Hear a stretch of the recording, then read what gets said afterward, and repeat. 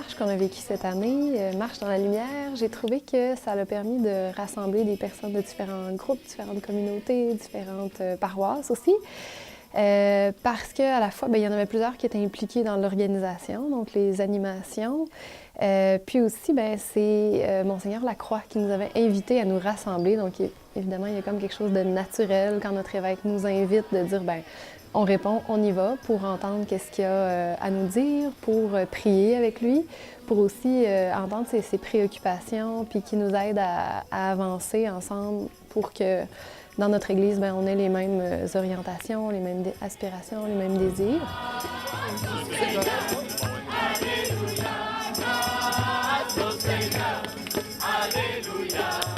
C'est une grande fête dans l'Église, célébrer la communion des saints, ces hommes et femmes qui nous ont précédés et qui sont déjà auprès de Dieu. On aspire tous et toutes à ça.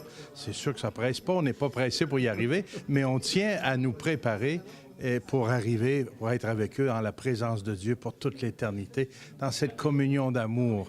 Et ces hommes et femmes qui nous ont précédés, qui sont déjà rendus, nous tenons à les célébrer et de demander qu'ils intercèdent pour nous afin qu'on tienne bon sur la route. C'est bon de se rappeler de tous ces grands personnages que l'Église a reconnus, mais la fête de tous les saints, c'est pas seulement ceux qui ont été canonisés. Nous avons, j'en suis sûr, dans chacune de nos familles, de nos villages, de nos communautés, des hommes et femmes qu'on peut regarder et dire « Ah, ça, c'était un saint. Cette femme-là, c'est une vraie sainte. Elle a laissé un témoignage. On parle encore d'elle, le bien qu'elle a fait, l'intensité de sa charité, de son amour. C'est des témoignages lumineux. Alors, il faut se rappeler de tous ces bienheureux qui sont auprès de Dieu. Ils sont nombreux, les bienheureux, qui n'ont jamais fait parler d'eux. Chante Robert Lebel. Bien, on les célèbre en cette fête de la Toussaint.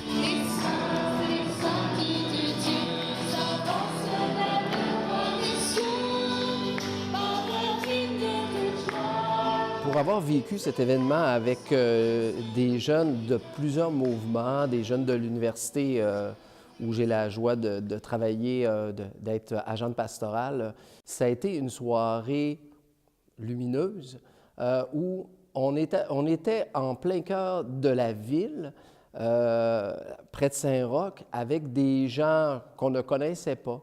On a apporté de la joie, on a apporté une lumière. Et si vous me permettez l'expression, on a apporté une sorte de bonbon spirituel parce que vous savez que c'était la veille de la Toussaint. Il y avait des jeunes costumés qui allaient chercher des bonbons. Bien, nous, c'était un cadeau spirituel aussi à mon avis, on souhaitait donner de la joie, donner de l'espoir à travers notre petite bougie, parler aux gens, donner de l'amitié et témoigner aussi de la fraternité entre nous.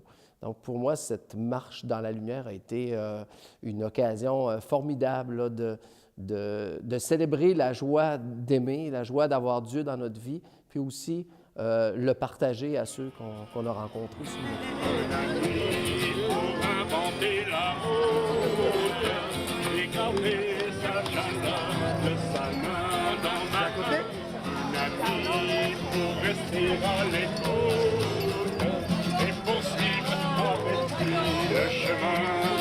Le fait que Monseigneur Lacroix nous ait convoqués, qu'il nous ait rassemblés, des jeunes, que ce soit de paroisses, de mouvements, de l'université, cette jeunesse-là, j'ai été émerveillé de voir la richesse des dons de chacun.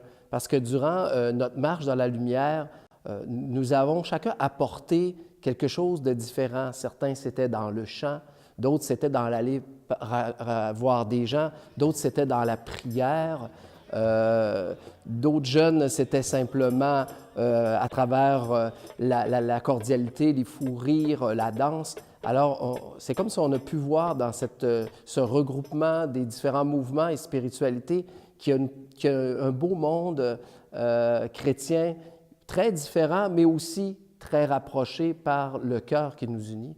Le cœur qui nous unit, c'est le Christ et dans la diversité de nos charismes. Et c'était très beau de voir ça déployer. J'espère qu'on aura, dans les prochaines années, encore la chance de pouvoir aller plus loin dans l'appréciation des talents et des richesses de chacun de ces groupes.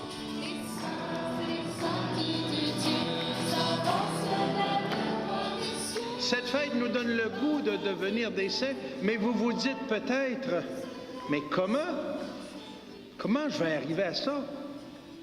Est-ce que c'est possible pour moi? C'est beau de regarder les statues qu'il y a ici dans l'Église. Ça, c'est des modèles extraordinaires. Les bannières qui nous en montrent d'autres. Mais moi, avec toutes mes limites, avec mon histoire, qui n'est pas sans quelques coches mal taillées,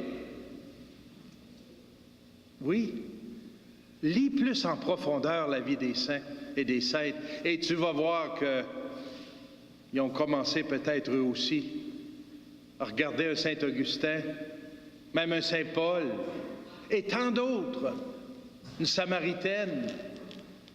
Qu'est-ce qui a fait la différence? Comment sont-ils arrivés à devenir des saints? En se laissant aimer de Dieu,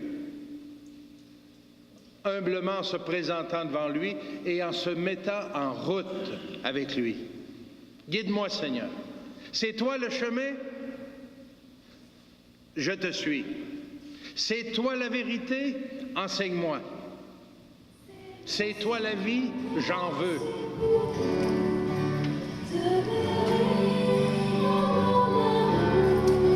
Je trouve que tous les moments sont propices de célébrer l'Eucharistie ensemble, de se nourrir le cœur, après de marcher en chantant, en célébrant.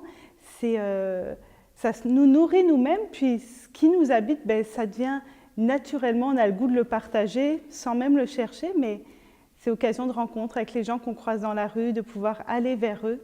Donc c'est cette manière-là dont l'espérance se partage. Cet événement-là, je pense qu'il est pertinent pour l'Église, puis pour les jeunes parce que, moi, quand je mets les pieds dans un rassemblement comme ça, je me dis, tu sais, oui, qu'est-ce que je vis de beau avec ma communauté, avec ma paroisse? Il n'y a pas juste nous qui le vit. Il n'y a pas juste nous qui avons le désir de cheminer, d'évangéliser, de prier. Il y a d'autres groupes, il y a d'autres gens ailleurs qui ont ce désir-là aussi.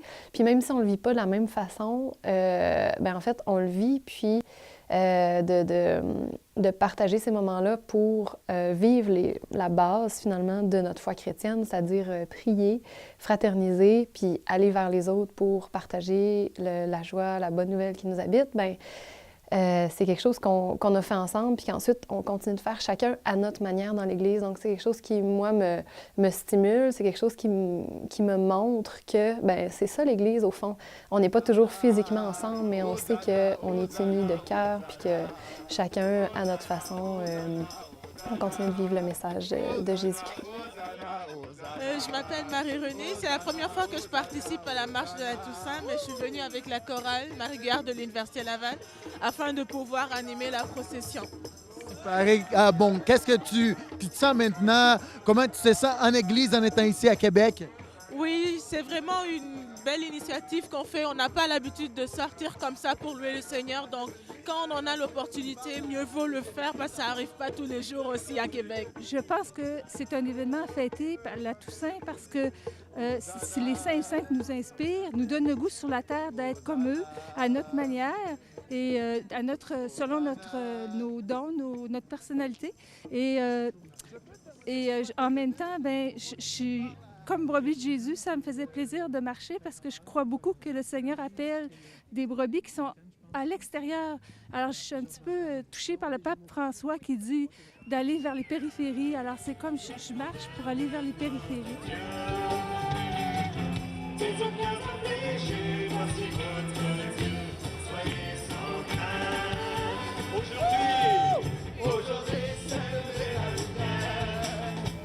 La chose que j'ai le plus aimée dans cette expérience-là, ça a été qu'on a prié ensemble. On a commencé par l'essentiel. Donc, on se rassemble, on recharge nos batteries, puis après ça, on est sortis dans la rue. Puis, ensemble, on portait un témoignage, on avait de la musique, on avait de la lumière, les gens nous remarquaient dans la rue. Mais ce que j'ai aimé le plus, c'était d'aller personnellement voir les gens qui étaient là, puis qui nous regardaient, puis qui se demandaient ce qui se passait. Parce que... je pense qu'à la fois, les gens avaient besoin de ce double témoignage-là. Oui, de voir que les gens se rassemblent pour vivre leur foi, puis des jeunes, c'est encore vrai, c'est encore possible. Mais aussi, le fait d'aller interpeller les gens, c'était vraiment de leur dire, bien, vous aussi, vous avez votre place, vous aussi, vous pouvez venir nous rejoindre. Puis, bien, venez, faites pas seulement rester là comme spectateur, mais venez participer à notre vie d'Église, finalement. Donc, c'est ce que j'aimais le plus.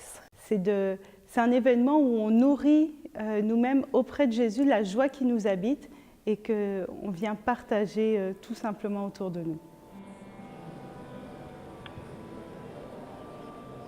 J'ai été touché par un geste qu'on a fait durant la soirée qui est la bougie pour un ami. Certains parmi nous, parmi les jeunes, ont relevé le défi d'aller offrir cette bougie à quelqu'un et inviter les gens à la porter pour prier pour quelqu'un, pour une intention. Et nous avons tous été interpellés en entrant dans l'église Saint-Roch à prendre une bougie aussi pour un ami et aller la porter sur la croix. J'ai trouvé que ce geste était très riche de sens parce que aussi comme chrétiens, nous avons cette invitation à prier les uns pour les autres. Et non seulement entre nous comme chrétiens, mais prier les uns pour les autres, pour les gens de la ville, pour ceux qui vivent toutes sortes de situations qui parfois peut conduire à la désespérance. Alors porter la bougie pour un ami, c'était porter un geste d'espoir. Et je pense que dans cette soirée-là, on a pu relever ce défi qui, j'espère, va se continuer et qu'on ira tous porter une bougie pour un ami dans les prochaines années parce que ce souffle d'espoir, on en a grandement besoin aujourd'hui.